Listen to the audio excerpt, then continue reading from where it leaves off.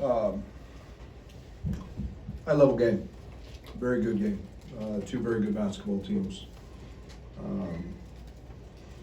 I thought that I'm extremely proud of our group. I thought we showed some resilience. We played 30 minutes without Kofi, 31 minutes without Kofi, or whatever that was.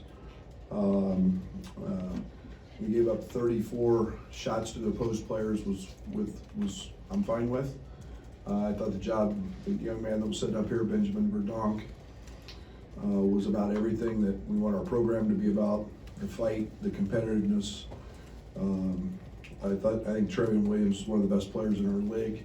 He shot 33% today, and down 13. They went on a huge run. The flagrant foul kind of ignited a run for them. We've got to do a better job of playing, and stopping those plays. I thought we got a big basket before the half, but down 7, a couple minutes to go. I liked our team's resilience. I think we gave ourselves a chance. We didn't do enough little things, and there's situational things that we've got to, we got to clean up. We gave up a couple layups just off an action that we covered so many times. We gave up backdoor cuts. You can tell they're a veteran team.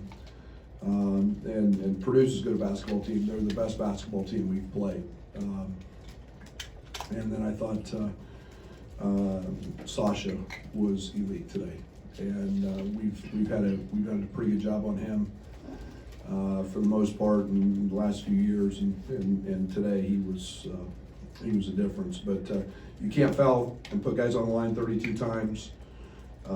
Huge discrepancy there at the line, and but I'm very, very proud. We grew as a basketball team today. Obviously, seeing number 5 back out there, he's literally practiced twice. I had an idea going in. I played him 6 to 8 minutes.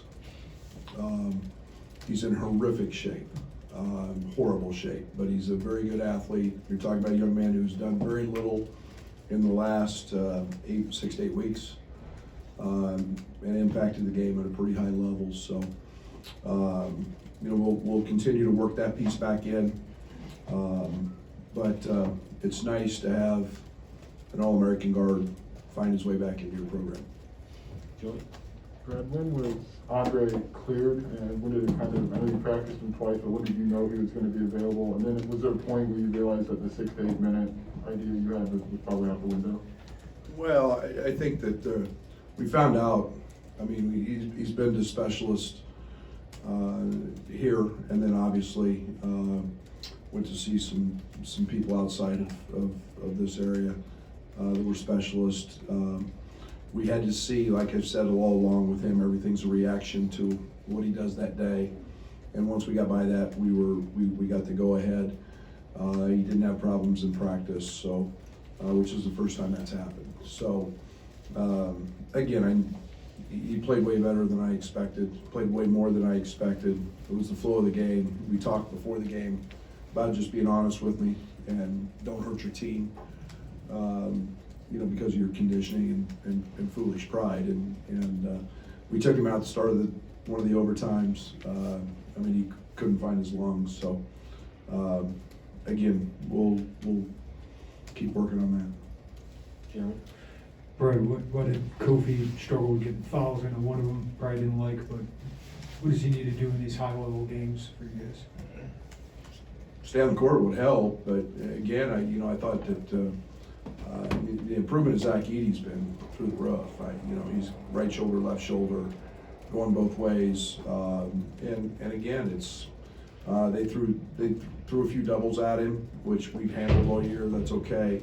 I think tonight was just night. He didn't get a very good rhythm. The early fouls, and when you don't play in a rhythm and you set for a long period of time, and I made a decision. He'd set so long in the first half, and when he got his third, I was going to leave him out there.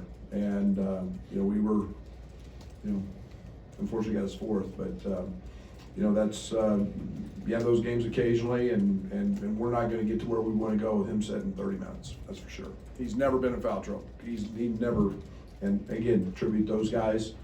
There's 34 field goal attempts, so we know where their emphasis was. Hey, Coach, I asked this to the players and Coach Painter as well. Obviously, major goal for you guys is to win the Big Ten championship. What does today's game kind of tell you, or you can describe what's this mean in your chase for a Big Ten title, maybe? We're pretty good, so are they. Right? I mean, this is the best league in the country. Everybody's got a loss now. We had 4 last year, at 16-4. Nobody's going to go undefeated. Can't let one loss turn into 2. But like I said, we got better today. Benjamin Verdonk and his fight and his competitiveness, and in a day we didn't have Coleman Hawkins. Coleman's got the flu and you know, was thrown up before the game, halftime, and tried to play. And in a game when Andre Curbelo's just coming back off a long hiatus, we're a good basketball team. So are they. Hey, Coach, in the spirit of this being Dr. King Day, we'd like to get your thoughts on his legacy and what it means to you. Yeah, it's, you know, I got a nice pair of shoes on that you know, I think that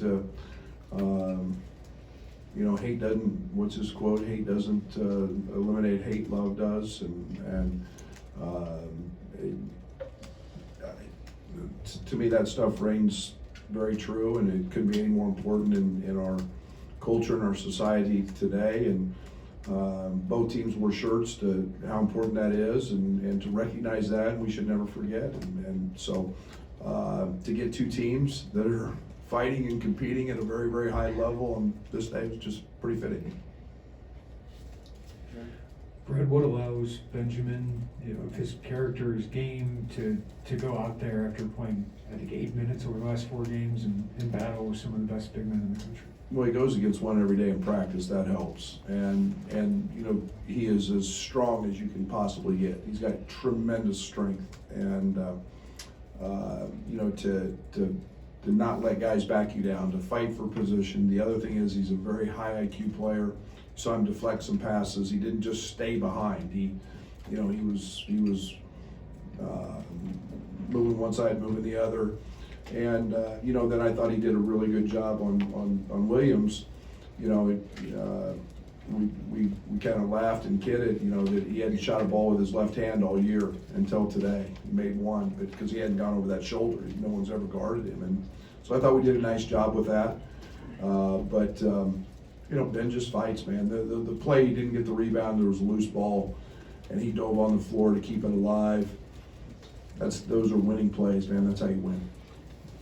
Outside of the conditioning level, what stood out most about Andre and his time out there? Yeah, I mean, it's just amazing how he impacts everybody else. He didn't turn the ball over, I don't think. You know, I think that, you know, we kept Trent on the ball a lot. We're looking with a lot more actions with Bello off of it, especially until he gets back into really good shape, because it's exhausting to guard. It's exhausting to have the ball in your hand all that time. But you know, he made some nice shots, made some nice plays, and you know, as he continues to elevate players and his teammates, that's what he does absolutely the best. It's thought that Jaden Ivey is maybe the top NBA draft prospect in the entire league. Almost had a double-double today, doing it mostly at the line. What makes him such a special player and such tough to game plan and defend against? No, he's got Russell Westbrook athleticism. You know, and as his game continues to grow, I thought DeMonte did a great job today. You know, keeping him away from his 3. You know, and again, as long as we were forcing him into 2s, I thought we fouled him too much. But as long as we forced him into 2s, we were going to be fine. And but he's a really good player. He's very talented. You know, this league's got really good wings, and him and Davis and shoot, the young man in Nebraska is as good as any we've seen. So this league's got good players, and he's sure one of them. We saw Luke Goody with some early take. Was that related to Coleman's flu, or has he been Luke been? No, he's been great, and we knew that if they doubled, you know, Luke shoots the eyes out of it. He was terrific, and I probably should have went back to him a little bit in the second half. But Luke's competitive. He's high IQ. He's not afraid to stick his nose in there. And I thought he did a really good job on Gillis in the first half. Just little things keeping him off the glass. Anything else? All right. Thank you, Coach. Thank you.